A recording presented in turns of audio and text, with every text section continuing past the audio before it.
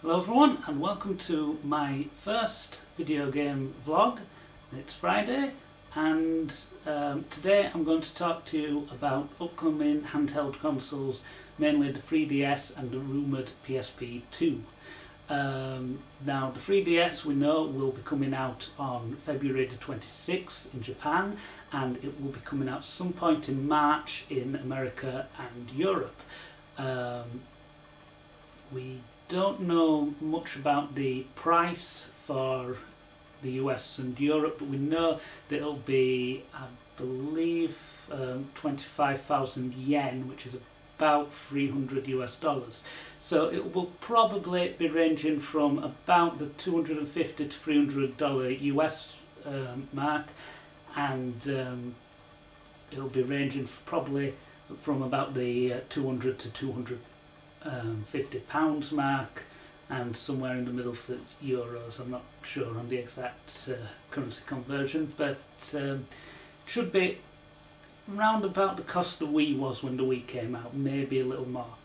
And we know that it's got a auto stereoscopic 3D screen on the top screen. It's a wide screen, and the bottom screen is a standard touchscreen. It has a better resolution than the DS touchscreen, but it's just a normal 43 touchscreen as you got on the DS.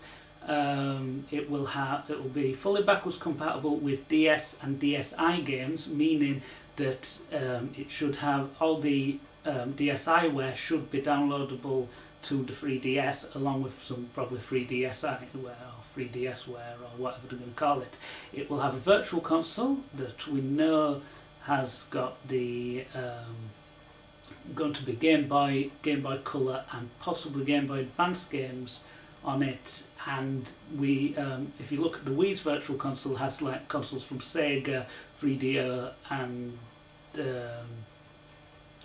sorry, not 3DO, SNK, and various other makers. So you could probably expect the Sega Game Gear, the Neo Geo Pocket Color, maybe the Atari Lynx. I'm not sure. Might get that.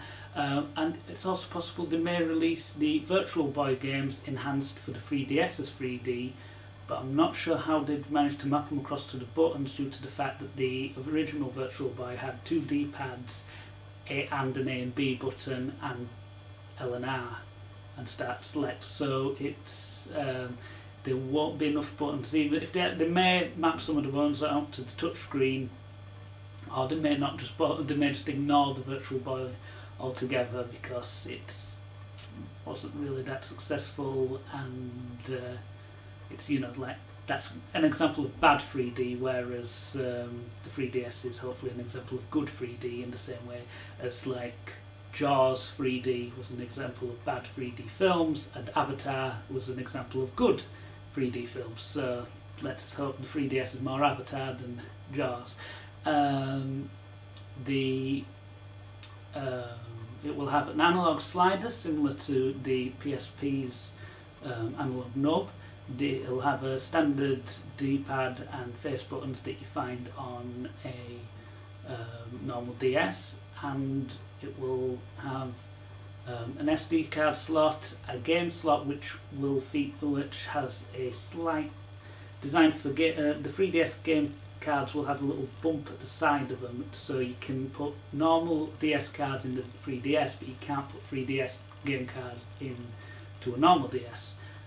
Kind of like the way they made it so you could fit Game Boy games into the Game Boy Advance, but not Game Boy Advance games into the Game Boy.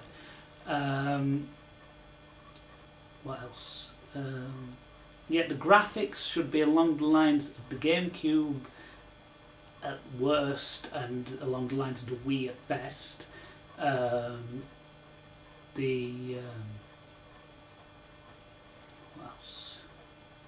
It has three cameras, a 2D camera on the inside and two cameras on the outside to make it a 3D camera, and it should be able to take 3D photos and maybe 3D video, we don't know yet.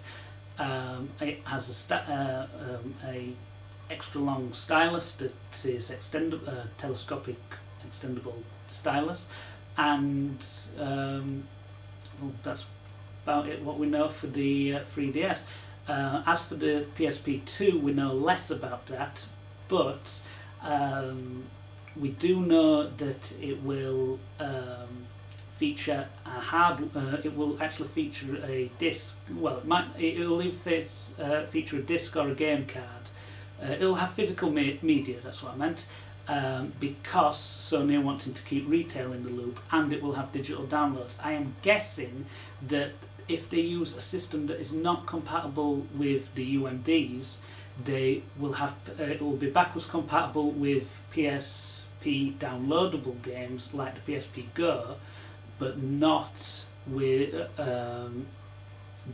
the actual UMDs, and then have either a Blu-ray based disc that's similar to a UMD, or it will be some kind of flash card. Now, one thing that makes me think it may be a flash card rather than a UMD is because the form factor is probably going to be a similar sort of shape to the original PSP. Now, it's rumoured to have, on Sony's patents, it has a touchpad on the back of it. Now, if they were to fit a touchpad there, that would be exactly where the UMD drive would go. So they would need you could fit a card slot above it and have the touchpad on the back. It's rumoured to have two analog nubs on the front which are concaved, so your thumb's resting them better rather than convex, so your thumb won't be slipping off the top of it. It should have the normal PlayStation face buttons, X, circle, square and triangle. We don't know how many shoulder buttons it has. Hopefully it'll have two. One thing I've always said is they could probably fit two shoulder buttons on in the same way as the Wii's Classic controller has them on the same line, rather than having one behind the other, in order to keep the form factor down. The screen is supposedly an inch bigger than the original PSP, so it will put it at about 5.3 inches diagonally, and it's rumoured to be a touchscreen multi-touch screen in the same way as most smartphones, such as the iPhone. Sony are planning to release full games on it in the same vein as current PSP games, only obviously with better graphics, and but also downloadable apps, probably PSP Minis or PlayStation Minis or whatever they're called, which will just be downloadable, and probably you'll get the first generation of PSP games available on it as downloads like on the PSP Go. There's rumours about its power will be the same as a PS3, which it's doubtful it'll be exactly the same as a PS3, but in terms of RAM, you could easily get a gig RAM on it, which would be the same as the iPhone 4, and twice as much as the PS3. Processor might not, and graphics chip might not be as powerful as the PS3, but they'll be able to balance that out with the fact that it's a smaller resolution, and the extra RAM would make it appear similar sort of power on when you're actually playing a game, whereas it not being quite there. It may probably have slightly longer load times if it uses disc-based media, but it would have faster load times if it uses a flash-based media. Now, I'm not sure where it's going to be about price. I'm guessing that it'll be probably more than the 3DS. Release date, I've heard rumours that they may go with October this year, which would be 6 years after the release of the original PSP, which would put it in about put the original PSP's life cycle in the same region as where the PS2 was when the PS3 came out. So I think October it may be that they've got it really developed and they're just keeping it from us, and they'll be ready to go in October. But if they don't reveal it at E3, I would say that it's very doubtful that we will see it in October, due to the fact that even if they had an event in August, September time to unveil it, then it would be, there won't be enough time for them to get all the hype going, all the media information, and then manufacture it, get shops, pre-orders in. So I'm probably guessing, I'd say early 2012 would be probably a realistic time frame to expect the PSP2, but it could come sooner. I mean, if you remember, everyone was saying that the PS3 were going to come out ages before it actually did come out, so the October could be just very optimistic for its release date. One thing that I do think, with reason why Sony's not given the specs out yet for it, or even really confirming or denying its existence, is because the 3DS will be out soon, and once the 3DS is out, everyone will know its full spec, and also we will see how the 3D works, as in whether people think, ooh, 3D and it's a stayer, or it's like, ooh, 3D and what's the point of that anymore, or ooh, 3D, oh, I've got a headache. No. So either the 3D will be a success, and then Sony will probably put a free auto stereoscopic 3D screen on the PSP2, which, if it's got a similar kind of processing power as the PS3, we'll know would be capable of 3D, due to the fact that the PS3 is capable of 3D. If the 3DS as 3D flops completely, then Sony will not touch 3D on a handheld with a 10-foot pole. If it does reasonably well, Sony may make it so that they could upgrade it to 3D, but then it would probably require 3D glasses at a later date, or a revision of it with 3D, like the Slim and Light and the PSP Go. So not exactly sure where Sony would go with it if the 3DS has lukewarm success. But if the 3DS does well, then I would expect 3D on the PSP Go. But then also, if you think of all the other features that it will have, I would expect a high price tag.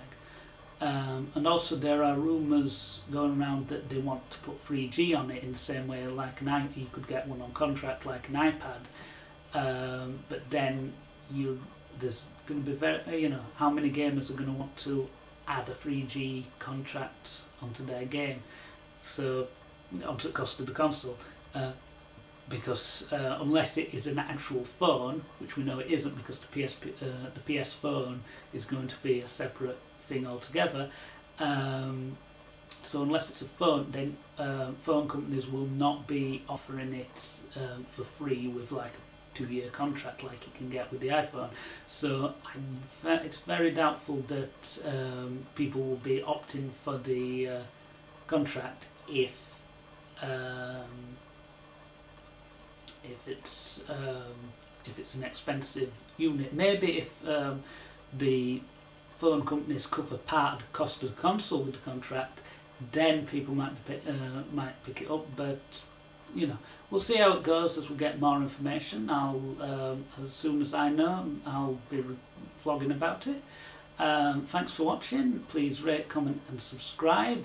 If you have thoughts on the 3DS, the PSP2, or what you think may or may not happen, please jot them down in the comments box, and I look forward to reading your comments, and I'll see you soon.